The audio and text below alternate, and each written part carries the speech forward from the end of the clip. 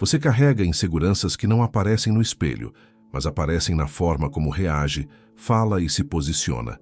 Medo de não ser suficiente, de ser trocado, de não ser respeitado, de falhar novamente. Essas inseguranças existem em todos, mas o erro começa quando você as transforma em confissão prematura. Revelar sua insegurança mais profunda não cria intimidade automática, cria referência psicológica. A outra pessoa passa a saber exatamente onde você sente dor, onde vacila, onde pode ser pressionado sem dizer uma palavra. No início, pode parecer que falar sobre seus medos gera empatia, há acolhimento, escuta, compreensão. Mas isso é apenas a primeira camada. Com o tempo, essa informação não desaparece, ela fica registrada. Em discussões futuras, em momentos de tensão, em decisões importantes, essa insegurança reaparece de forma sutil, em comparações, em ironias disfarçadas, em testes emocionais, em limites, sendo empurrados um pouco mais a cada vez. Não precisa ser algo consciente. O ser humano naturalmente se orienta por mapas emocionais, e quando você entrega o seu, perde vantagem. Quando você revela que se sente inferior a outros homens, que já foi humilhado, rejeitado ou abandonado, você ensina como te enxergar abaixo da sua melhor versão. Mesmo que hoje você seja diferente, mais forte, mais consciente, essa imagem inicial tende a permanecer. A mente não trabalha com atualizações constantes de status emocional. Ela fixa rótulos, e rótulos moldam comportamentos. A atração não cresce em cima de fragilidade exposta cedo demais. Ela cresce em cima de estabilidade percebida. Existe uma diferença brutal entre vulnerabilidade madura e fragilidade aberta. Vulnerabilidade madura surge depois que o respeito já está estabelecido, quando você não depende da reação do outro para se sentir inteiro. Fragilidade aberta surge quando você precisa ser compreendido para se sentir seguro. A primeira fortalece vínculos, a segunda cria desequilíbrio.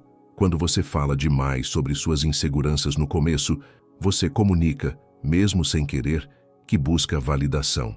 E quem valida, ocupa posição superior na dinâmica. Outro ponto ignorado é que inseguranças raramente ficam confinadas a uma única área. Quem revela medo de abandono tende a aceitar menos respeito. Quem revela a sensação de inferioridade tende a tolerar comparações. Quem revela carência emocional tende a ceder limites. A outra pessoa aprende isso não pelo que você diz, mas pelo que você permite depois de ter dito.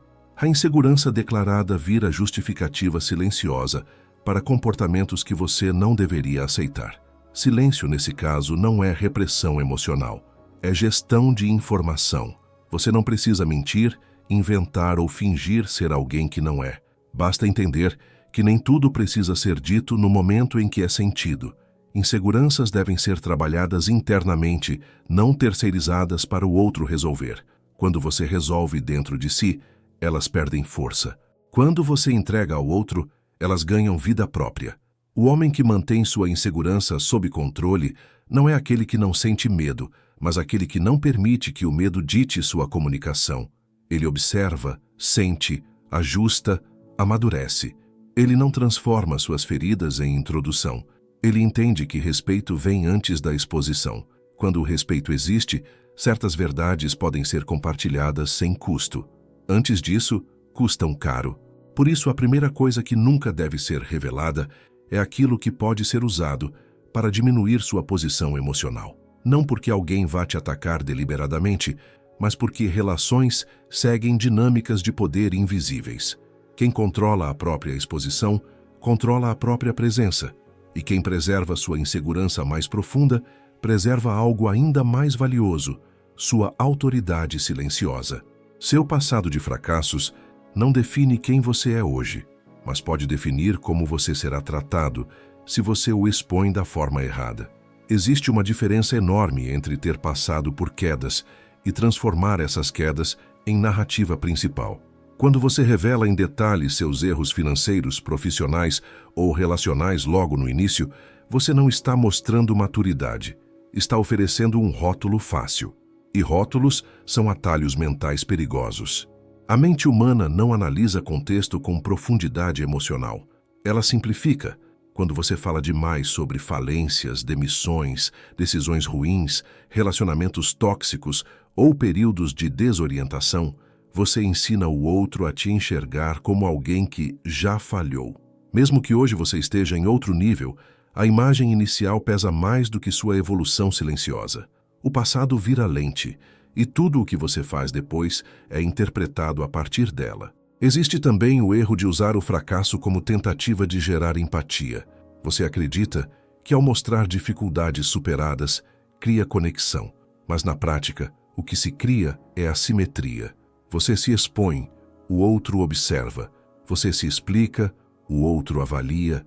Você se justifica, o outro decide o quanto aquilo te diminui ou não. A atração não cresce quando você precisa explicar por que errou. Ela cresce quando o seu presente demonstra que você aprendeu, sem discurso. Outro problema é que fracassos narrados em excesso nunca ficam no passado. Eles reaparecem. Em momentos de tensão, surgem como comparação silenciosa. Em discussões, viram referência implícita. Em decisões importantes, geram dúvidas sobre sua capacidade. Mesmo que nunca sejam jogados diretamente no seu rosto, eles influenciam o nível de confiança que o outro deposita em você. E confiança é um dos pilares do respeito. Quando você conta que perdeu dinheiro, que foi rejeitado repetidamente, que tomou decisões ruins ou que não sabia o que estava fazendo, você pode achar que está sendo honesto. Mas honestidade sem estratégia é ingenuidade. O mundo não funciona como terapia. Relações não são confessionários. Cada informação que você entrega constrói uma imagem, e essa imagem passa a agir por você quando você não está presente. Existe ainda um efeito mais sutil. Ao falar demais sobre seus fracassos, você se ancora neles emocionalmente. Você revive, reforça, reinterpreta sob a ótica do julgamento alheio. Isso enfraquece sua postura. Seu tom muda, sua presença perde firmeza. Você começa a agir como alguém que precisa provar que mudou, em vez de alguém que simplesmente é diferente agora. E há algo ainda mais crítico. Quem conhece seus fracassos conhece seus limites percebidos. Sabe onde você pode ser testado. Sabe onde você duvida de si mesmo. Sabe até onde pode ir antes que você recue. Isso não exige maldade, exige apenas leitura emocional básica. Em qualquer relação, quem demonstra menos necessidade de justificar o passado ocupa a posição mais alta na dinâmica. Guardar o passado não significa negá-lo, significa não transformá-lo em cartão de visita. Sua história não precisa ser contada em detalhes para ser válida. Ela se revela naturalmente pelo modo como você decide, reage, fala e age hoje. Revolução real não se anuncia, ela é percebida. O homem que entende isso não apaga o passado, mas o reposiciona. Ele sabe que erros resolvidos não precisam ser explicados. Ele não carrega o peso do que foi, porque não permite que o outro o trate como alguém que ainda está lá. Ele permite que o presente fale por si. E o presente, quando é sólido, silencia qualquer fracasso antigo. Por isso, nunca revele seu passado de fracassos como se ele ainda fosse parte da sua identidade. Quem insiste em explicar o que deu errado comunica, sem perceber, que ainda vive sob a sombra disso. Quem segue em frente com postura firme não precisa convencer ninguém.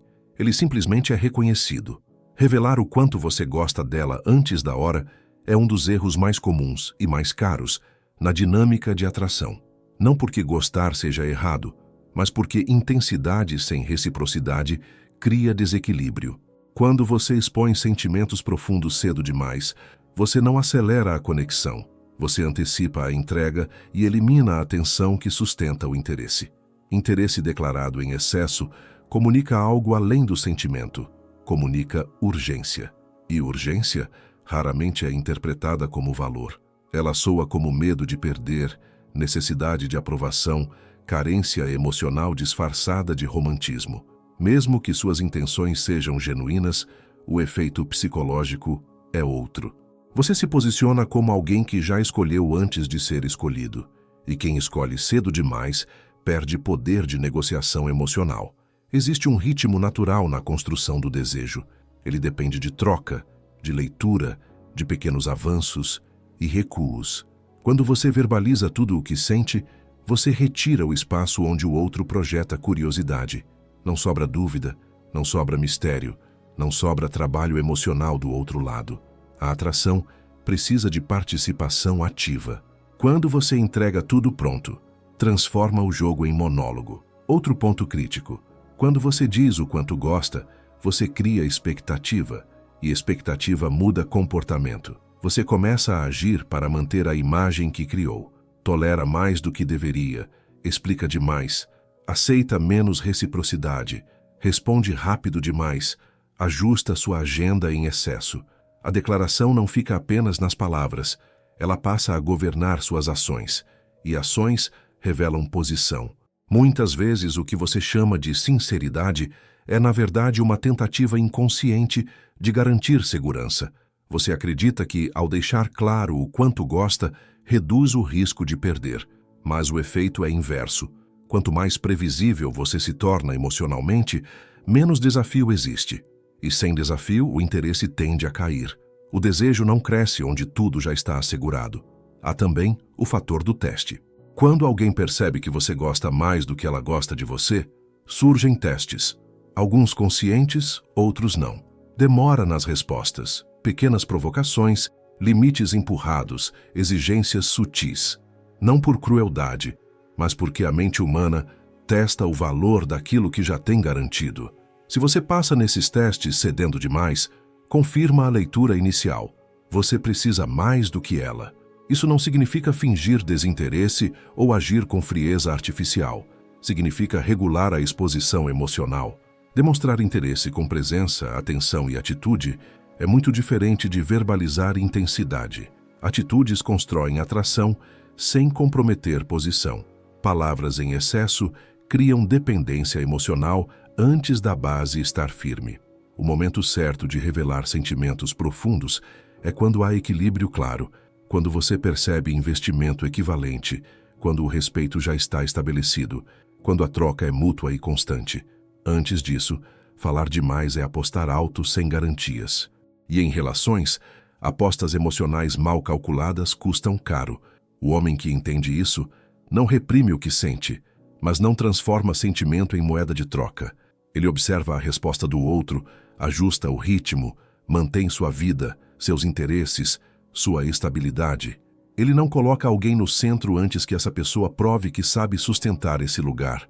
Por isso, nunca revele o quanto você gosta dela antes da hora. Não por estratégia fria, mas por inteligência emocional. O silêncio parcial preserva equilíbrio. O controle do ritmo preserva valor. E quando o sentimento é revelado no tempo certo, ele não diminui sua posição. Ele a fortalece. Revelar seus planos e estratégias de vida antes da hora é abrir mão de algo que deveria permanecer sob seu controle, direção. Planos não são apenas ideias sobre o futuro, são extensões da sua identidade em construção. Quando você os expõe cedo demais, eles deixam de ser seus e passam a ser influenciados, julgados e, muitas vezes, enfraquecidos pela opinião externa. Existe uma ilusão perigosa de que falar sobre planos demonstra ambição, clareza e propósito. Na prática, o que acontece é diferente. Quando você descreve detalhadamente onde quer chegar, quanto quer ganhar, o que pretende construir ou mudar, você entrega seu mapa interno. A outra pessoa passa a saber exatamente o que te move, o que você espera do futuro e principalmente onde você ainda não chegou. E onde você não chegou é onde nasce a dúvida, a pressão e a comparação. Outro problema é que planos falados cedo criam expectativa sem lastro. Expectativa gera cobrança. Mesmo que ela nunca seja verbalizada, ela passa a existir no campo emocional. Você começa a ser avaliado não pelo que é agora, mas pelo quanto já avançou em relação ao que prometeu implicitamente. Se algo atrasa, muda ou falha, sua imagem sofre.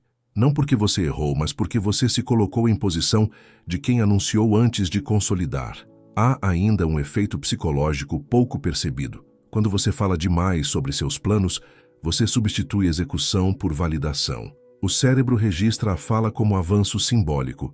Você sente uma falsa sensação de progresso. Isso reduz a urgência da ação real. Além disso, quando o outro opina, questiona ou sugere mudanças, você começa a ajustar seu caminho para agradar, e não para cumprir sua própria visão. Seu plano deixa de ser seu. Dentro de uma dinâmica relacional, isso se torna ainda mais delicado. Quando alguém conhece sua estratégia de vida, também conhece seus prazos emocionais. Sabe quando você espera estar pronto, mudar de fase, alcançar estabilidade. Isso cria espaço para testes, cobranças e até desvalorização sutil. Você passa a ser visto como alguém em preparação constante, nunca como alguém plenamente estabelecido no presente. Existe também o risco do desestímulo indireto. Nem toda crítica vem como ataque. Às vezes, ela vem como dúvida disfarçada de cuidado. Questionamentos constantes, alertas exagerados, comparações com outras pessoas. Tudo isso corrói sua confiança. Não porque seu plano seja fraco, mas porque ele foi exposto cedo demais a olhares que não carregam sua visão interna. O homem que entende o valor do silêncio estratégico sabe que planos não precisam ser explicados, precisam ser executados. Resultados comunicam ambição de forma muito mais poderosa do que discursos. Quando algo se torna realidade, ele não está mais aberto à opinião, está aberto apenas a reconhecimento. Até lá, quanto menos pessoas souberem, melhor. Isso não significa viver em segredo absoluto ou se isolar emocionalmente. Significa escolher o momento certo e as pessoas certas. Nem todo ouvido merece acesso à sua visão. Nem toda relação exige transparência total e imediata. Direção é algo que se revela gradualmente, conforme a confiança e o respeito crescem. Guardar seus planos é uma forma de proteger sua energia, sua motivação e sua autonomia. É manter o controle do ritmo. É não permitir que expectativas externas ditem seu caminho. Quando você chega, não precisa explicar. Quando você constrói, não precisa justificar. Por isso, nunca revele seus planos e estratégias de vida antes de eles ganharem forma concreta. Quem fala demais sobre o futuro corre o risco de perder força no presente. Quem age em silêncio chega mais longe e chega inteiro. Revelar suas fraquezas emocionais em relacionamentos é entregar o controle do eixo mais sensível da dinâmica, o vínculo. Ciúme excessivo, medo de abandono, necessidade constante de validação, dificuldade em ficar sozinho, apego rápido demais. Essas coisas não são defeitos morais, são estados emocionais. O problema não é senti-los, é declará-los antes de ter estrutura para sustentá-los. Quando você verbaliza essas fragilidades cedo, você não está sendo honesto, você está se posicionando em desvantagem. A outra pessoa passa a saber exatamente o que te desestabiliza. Ela aprende onde você perde clareza, onde você cede, onde você tem medo de impor limites. E isso muda a forma como ela se comporta, mesmo que de maneira inconsciente. Medo de abandono, por exemplo, raramente fica apenas no discurso. Ele se manifesta em atitudes: tolerar desrespeito, aceitar migalhas emocionais, justificar ausência, silenciar incômodos para não criar conflito. Quando você revela esse medo, você autoriza, sem querer, que o outro teste até onde pode ir. Cada pequeno teste que você aceita vira um degrau a menos na sua posição emocional. O mesmo acontece com a necessidade de validação. Quando você deixa claro que precisa de confirmação constante, elogios frequentes ou provas de afeto para se sentir seguro, você coloca o outro no papel de regulador do seu estado emocional. Isso cria uma assimetria perigosa. Quem regula tem poder. Quem depende, cede. E com o tempo essa dependência gera perda de respeito, não mais cuidado.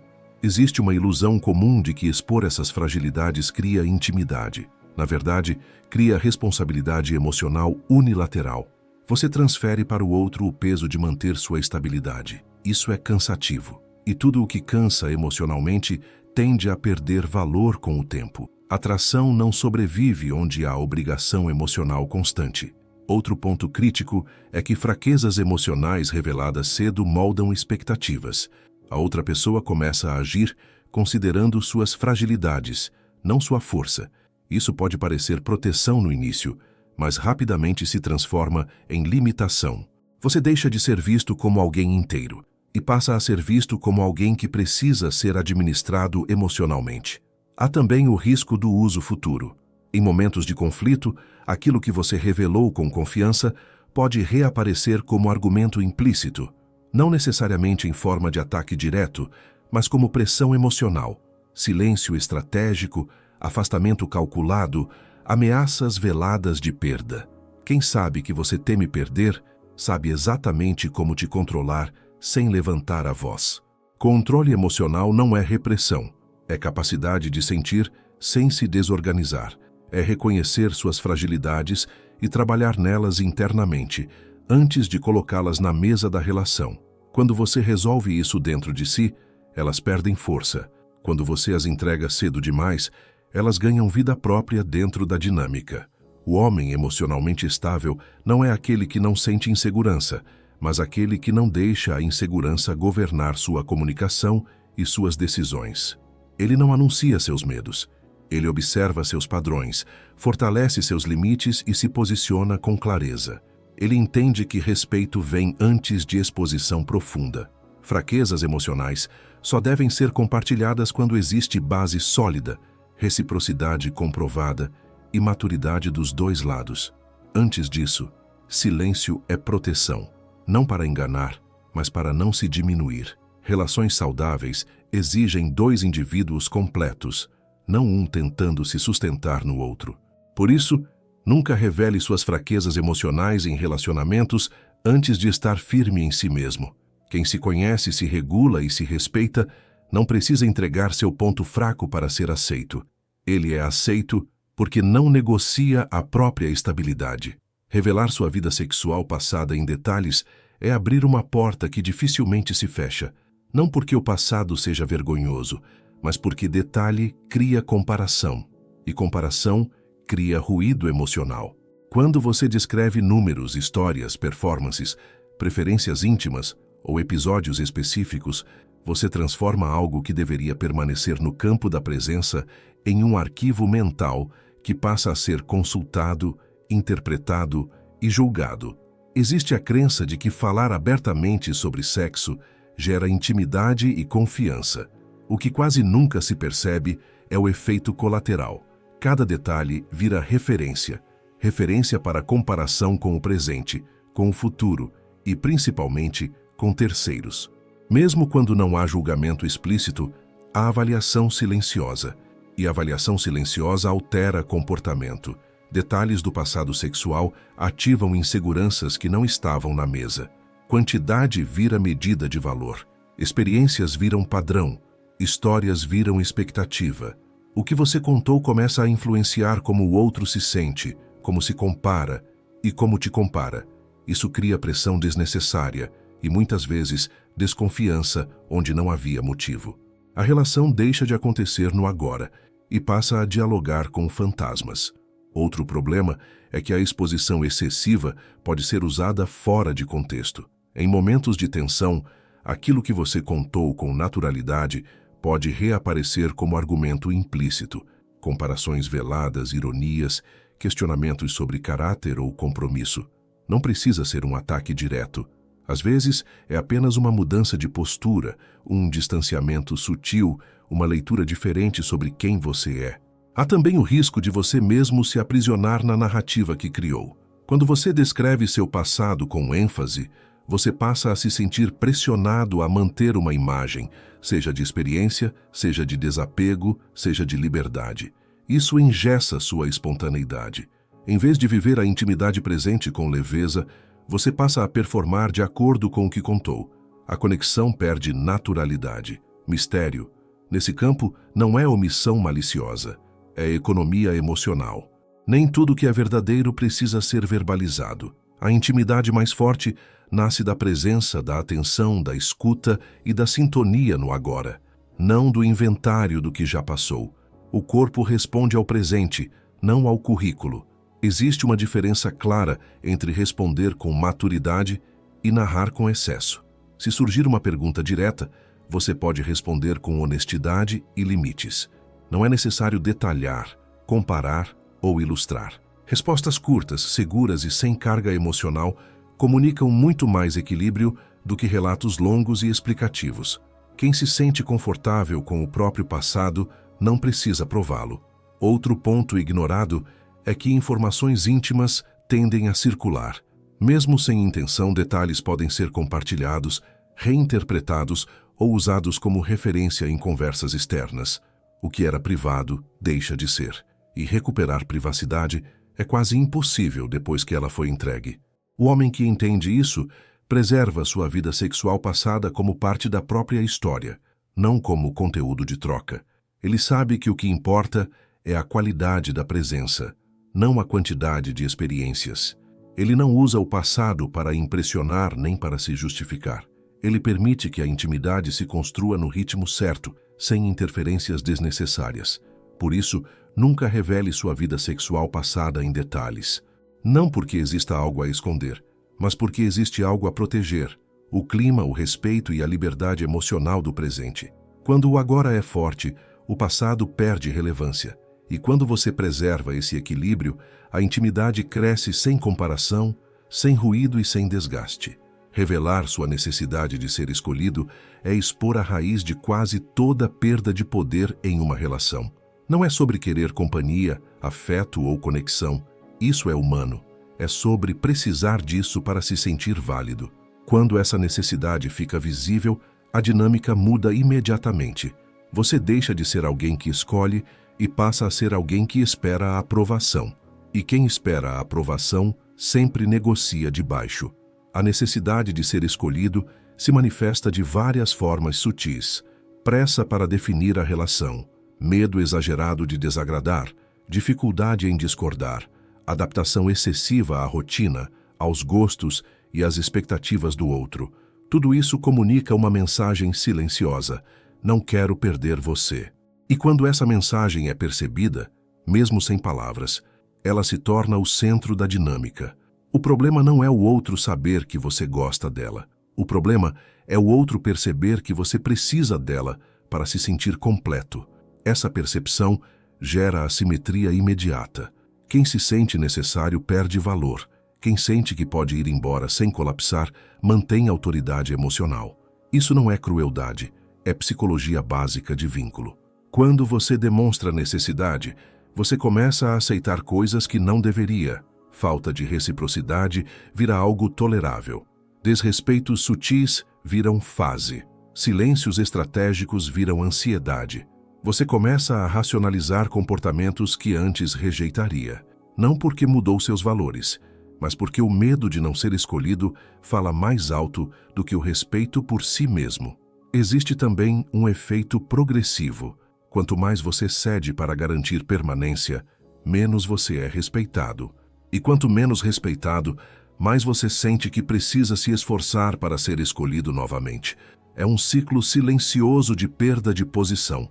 Você entra tentando agradar e termina tentando não ser descartado. Muitas vezes, essa necessidade vem disfarçada de entrega, romantismo ou disponibilidade emocional. Mas o outro lado sente a diferença. Entrega vem da abundância, necessidade vem da escassez. A primeira aproxima, a segunda pressiona. E pressão emocional, mesmo quando não é explícita, gera afastamento. Outro ponto crítico é que quem percebe sua necessidade aprende como te controlar sem confronto. Ameaças não precisam ser ditas. Basta um afastamento, uma mudança de tom, um silêncio mais longo. Quem teme perder entra em estado de alerta. Ajusta comportamento, recalcula palavras, se molda e, aos poucos, deixa de ser quem era no início. O homem que não revela sua necessidade de ser escolhido não é frio nem indiferente. Ele é autossuficiente emocionalmente. Ele quer, mas não depende. Ele gosta, mas não se apega à validação. Ele compartilha, mas não implora. Ele escolhe com consciência e aceita a possibilidade de perda sem colapsar. Essa postura gera algo raro, respeito espontâneo.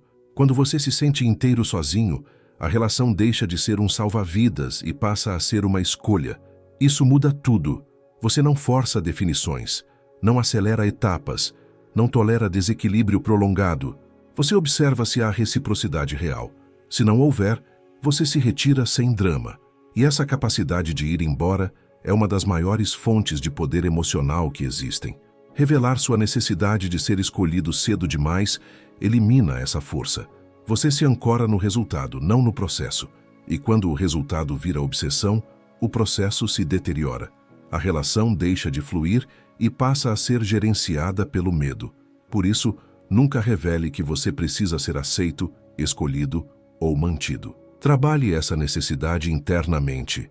Construa uma vida que não dependa da validação de alguém específico.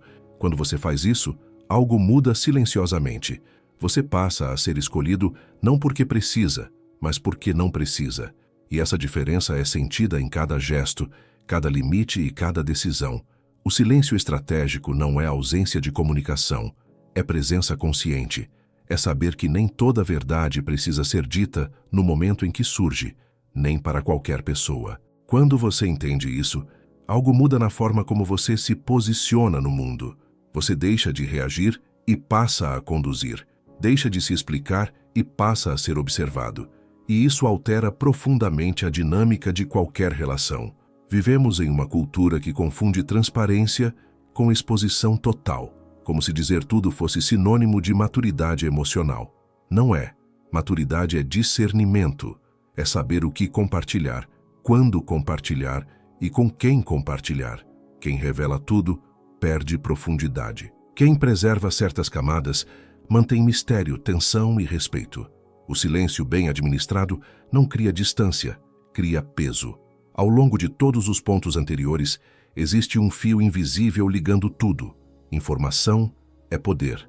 Inseguranças, fracassos, intensidade emocional, planos, fraquezas, passado sexual, necessidade de ser escolhido. Nada disso é errado em si. O erro está na entrega precoce. Quando você oferece essas informações, antes que exista a base, respeito e reciprocidade, você entrega ferramentas que podem ser usadas contra você, não necessariamente por maldade, mas por dinâmica. O silêncio estratégico não é jogar jogos, manipular ou fingir ser alguém que você não é. É não se diminuir por ansiedade emocional. É não negociar sua posição por medo de perder. É permitir que o outro descubra você aos poucos, em vez de receber tudo de uma vez sem esforço. Valor percebido nasce da combinação entre presença e inacessibilidade parcial. Existe algo profundamente atraente em quem não se explica demais, em quem não sente necessidade de justificar o passado, de prometer o futuro ou de confessar fragilidades sem contexto. Essa pessoa transmite estabilidade, e estabilidade gera confiança. Confiança gera respeito, e respeito é o terreno onde qualquer relação saudável se sustenta. Outro ponto essencial: o silêncio estratégico protege você de si mesmo. Ele impede que você fale movido por carência, medo ou impulso. Ele cria espaço entre emoção e ação. Nesse espaço, você pensa melhor, sente melhor e escolhe melhor. Muitas palavras ditas cedo demais não podem ser recolhidas depois. O silêncio, ao contrário, sempre pode ser quebrado no momento certo. Quando você aprende a calar no tempo certo, você também aprende a observar. Observa como o outro reage à sua ausência de explicações. Observa se existe curiosidade, investimento, reciprocidade. Observa se há respeito mesmo quando você não entrega tudo. Essa observação vale mais do que qualquer declaração emocional precoce. Ela revela intenções reais, não discursos. O homem que domina o silêncio estratégico não é inacessível nem fechado. Ele é seletivo. Ele entende que intimidade é construída, não concedida. Ele não teme perder alguém por não se expor demais. Pelo contrário, ele sabe que quem se afasta porque não teve acesso total cedo demais, nunca esteve preparado para lidar com profundidade. No fim, tudo se resume a isso. Quem controla a própria narrativa, controla a própria posição. Você não deve sua história completa a ninguém logo no início. Você não precisa provar valor explicando sua dor. Você não precisa garantir permanência revelando suas fragilidades. Valor real é percebido na postura, nos limites, na calma e na coerência entre palavras e ações. O silêncio estratégico não é esconder quem você é proteger quem você está se tornando. E quem protege esse processo chega mais longe, se envolve melhor e perde menos de si no caminho. Chega um ponto em que entender o conceito não é suficiente. O que define resultado é a aplicação diária. O capítulo final não trata de novas regras, mas de consciência prática. Porque a maioria dos homens não perde posição por grandes erros, Perde por pequenos vazamentos constantes de informação emocional, um comentário a mais, uma explicação desnecessária, uma confissão fora de tempo. É assim que o poder escorre. Você começa a perceber que revelou demais quando passa a se sentir observado, em vez de respeitado, quando sente necessidade de manter coerência com algo que disse no passado, mesmo já não sendo mais verdade. Quando ajusta comportamentos para não contradizer uma imagem que você mesmo criou. Tudo isso é consequência direta de exposição excessiva. Você se torna prisioneiro da própria narrativa. Outro sinal claro é quando você sente ansiedade após falar. Aquele pensamento recorrente: talvez eu não devesse ter dito isso. Esse desconforto não surge do nada. Ele é um alerta interno de que você entregou algo que ainda não precisava ser entregue. O silêncio estratégico, quando bem aplicado, nunca gera arrependimento. Palavras ditas cedo demais quase sempre geram. Aplicar esse controle não significa se tornar alguém rígido ou artificial. Significa aprender a responder, não despejar. Falar quando há pergunta, não quando há ansiedade. Compartilhar quando há troca, não quando há medo. A diferença parece sutil, mas muda completamente a dinâmica. Quem fala para aliviar tensão interna se expõe.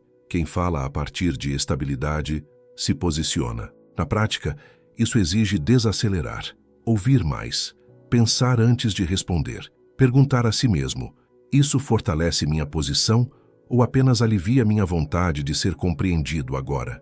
Muitas vezes, o impulso de falar vem da necessidade de validação imediata. Resistir a esse impulso é um dos maiores sinais de maturidade emocional. Outro ponto fundamental é aceitar a possibilidade de perda. Quem tem medo extremo de perder sempre fala demais, explica demais, cede demais. O controle emocional começa quando você entende que nem toda conexão precisa ser mantida a qualquer custo.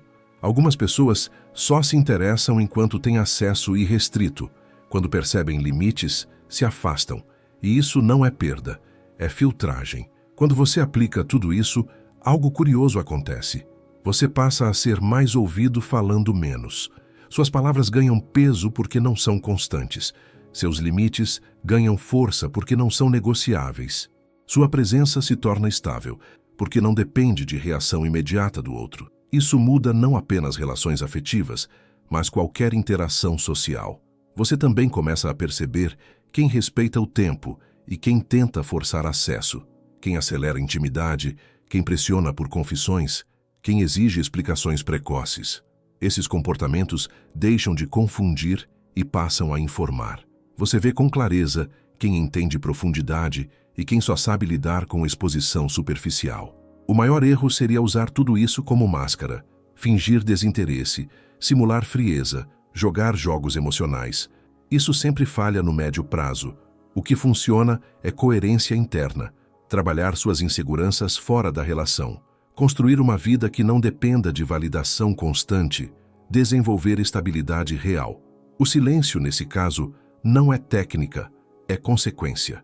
No fim, a pergunta não é o que devo esconder, mas o que ainda não precisa ser dito. Essa mudança de perspectiva muda tudo. Você não se fecha, você se organiza, você não se diminui, você se preserva. E preservação não é medo, é inteligência emocional aplicada. Quando você entende isso, relações deixam de ser campos de prova e passam a ser espaços de escolha. Você não entra para ser aceito, entra para ver se faz sentido. Não fala para segurar alguém, fala quando há base para sustentar. E essa postura, silenciosa e firme, é percebida sem precisar ser anunciada. Esse é o ponto final. Quem controla o ritmo da própria exposição, controla a própria posição. Quem aprende a calar no tempo certo, raramente precisa levantar a voz depois. Nada disso funciona se ficar apenas no campo da ideia. O último capítulo não é sobre aprender algo novo, é sobre encarnar uma postura. Porque o verdadeiro poder não está no que você sabe, mas no que você sustenta mesmo quando ninguém está olhando. Chega um momento em que você precisa parar de ajustar seu comportamento para ser aceito e começar a viver a partir de um eixo interno firme. A autoridade pessoal não nasce da dominação nem da imposição. Ela nasce da autossuficiência emocional, quando você não precisa explicar demais, não precisa provar demais, não precisa prometer demais. Algo muda na forma como os outros te leem. Sua presença se torna estável. Seu silêncio se torna confortável. Suas palavras passam a ter impacto, porque não são usadas como muleta emocional. Você percebe que chegou nesse ponto quando não sente mais urgência em ser entendido. Quando alguém não responde, você não entra em espiral. Quando há dúvida, você não corre para esclarecer tudo. Quando existe distância, você observa antes de reagir. Isso não é frieza, é maturidade, é segurança interna, é saber que sua identidade não depende da reação de ninguém. O erro mais comum depois de absorver tudo isso é tentar aplicar técnicas, ficar calculando cada fala, cada pausa, cada resposta. Isso cria rigidez e ansiedade. O objetivo não é controlar o outro, é controlar a si mesmo. Quando você resolve suas carências fora da relação, o comportamento certo surge naturalmente. O silêncio deixa de ser esforço e passa a ser estado. Outra mudança profunda acontece na sua forma de escolher. Você deixa de se apegar ao potencial e passa a observar comportamento. Deixa de investir esperando retorno e passa a investir conforme reciprocidade real. Deixa de negociar limites para não perder e passa a se afastar quando algo não faz sentido. Isso não te torna solitário, te torna seletivo. Você também entende que perder alguém não é fracasso. Fracasso é se perder tentando manter alguém. Muitas relações não resistem quando você para de se expor demais, de se justificar demais, de se adaptar demais. E isso é um filtro natural. Quem só se aproxima quando você se diminui, nunca esteve ali pela sua melhor versão. Quando você assume essa postura, algo curioso acontece. Você não precisa dizer que tem limites, eles são sentidos. Você não precisa anunciar que se respeita. Isso aparece na forma como você entra e sai de situações. Você não precisa ameaçar ir embora. Sua capacidade de ir embora está implícita, e essa capacidade muda tudo. O poder real está em não precisar usar poder. Está em não precisar vencer discussões, convencer, disputar atenção. Está em escolher onde investir sua energia emocional. Está em saber calar quando falar te custaria posição. Está em falar quando o silêncio já cumpriu seu papel. No fim, tudo converge para uma decisão simples, mas difícil: parar de viver em função da reação do outro. Quando você faz isso, relações deixam de ser jogos e passam a ser encontros reais. Alguns vão durar, outros não. E está tudo certo, porque você não perde a si mesmo no processo. Esse é o encerramento verdadeiro. Você não precisa esconder quem você é. Precisa se tornar alguém que não precisa se expor para ter valor. Quando isso acontece, o que você diz, o que você cala e o que você faz entram em alinhamento. E quando há alinhamento interno, nenhuma informação usada contra você tem força suficiente para te derrubar.